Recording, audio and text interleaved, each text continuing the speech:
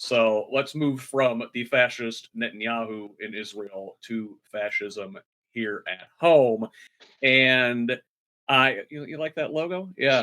So Monday, and we've got several stories that just highlight the growing consolidating fascism in this country. And first of all, Monday, Rachel Maddow says, "We are here already." And to quote her, she says, "We have crossed a line. We are in a place we did not want to be, but we are there. The thing we were all warning about for the last few years is not coming. It is here. We are in it. This is what it's like, it turns out." Maddow argued that large swaths of the country might easily overlook this downward slide as movies are still being produced, sports continue to be played, and families are just still discussing the same old issues they always have around the kitchen table at night. But also, Maddow says, life in the United States is profoundly changing. It's profoundly different than it was even 6 months ago because we do now live in a country that has an authoritarian leader in charge. Putting it more bluntly, we have a consolidating dictatorship in our country, a massive, anonymous, unbadged, literally masked, totally unaccountable internal police force that apparently has infinite funding but no identifiable leadership, acting in ways designed to instill maximum fear and use maximum force, are patrolling our country. So I guess, first of all, Brianna, is Maddow right? I think they are right. I think Trump is acting as an authoritative dictatorship at this point. That's how he's acting. That's how Congress is allowing him to do it. That's how the Supreme Court is allowing him to do it. I mean, nobody's stopping him. There are zero checks and balances. So I don't think that anybody could not see that at this point. If it could not say that? Jack up. Yeah. Well, let's look at the examples, right? We have plenty of examples just from this week. Check this one out, Ross. Apple CEO Tim Cook slammed for bribing Trump with bizarre gift. This story is from Uniland. This week, the head of the technology company joined the president in the Oval Office to announce that Apple is adding $100 billion to the $500 billion pledge the company has made to boost its investment in U.S. manufacturing and tech training.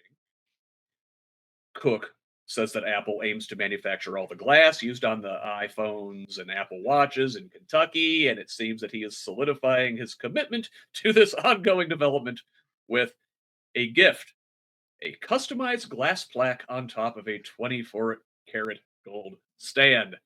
A user on X saying, quote, Tim Cook showed up with a made up award, praised Trump on camera to placate him, and walked out with a tariff exemption. End quote. Ross, again, it's good to have a lawyer on panels like these. Definitionally, that sure looks like bribery to me. Well, it's the emoluments clause, if nothing else. I mean, you're not supposed to accept gifts of any kind. Look, I'm all for investment in the United States. Good for them, but they're President Biden gave us the CHIPS Act, which was really more responsible for that investment than anything Trump's ever done. But heaven forbid we ever mention that again. Um, no, it's ridiculous. I mean, if you see, not only he's giving him the gift, but I don't know if you probably have, you've probably all seen the way he has remodeled the Oval Office to be So tacky. covered with fake gold. And it's ridiculous, like a tin pot, dictator. No, it's pathetic. I think for all of these people, at the at a certain point, history moves on.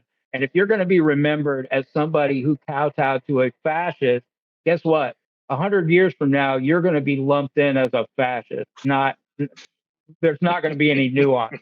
There's not going to be any nuance. You either were with them or against them. Hey, I'm not a Nazi. I just went to Hitler's birthday party.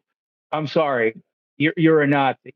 So, I think it's sad. I think it's people driven by money and not anything else. And I think history is going to judge them really, really harshly. Listen, Hitler could throw a great party. He had the best methamphetamine.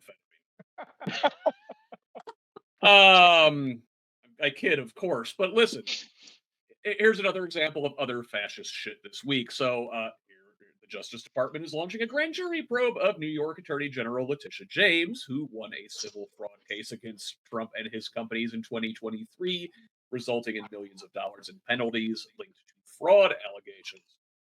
Apparently, the DOJ is seeking more information from James about the suit and appears to be operating under a theory that she may have deprived Trump and his adult children of their rights as part of that case.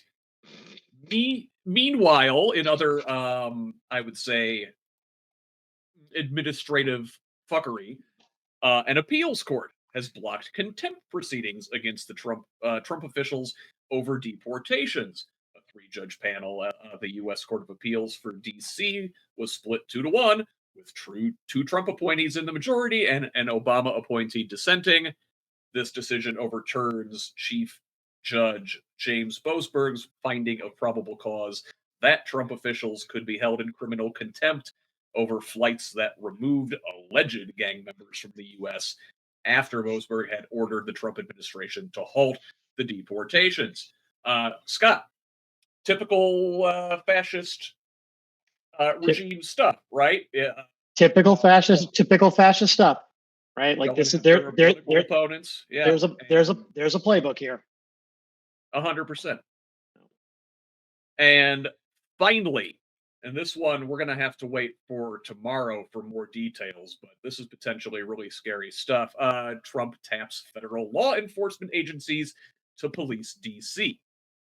Yep. This from NPR. The surge in federal policing in the city began just after midnight on Friday and is expected to last 7 days with the option to extend enforcement as needed.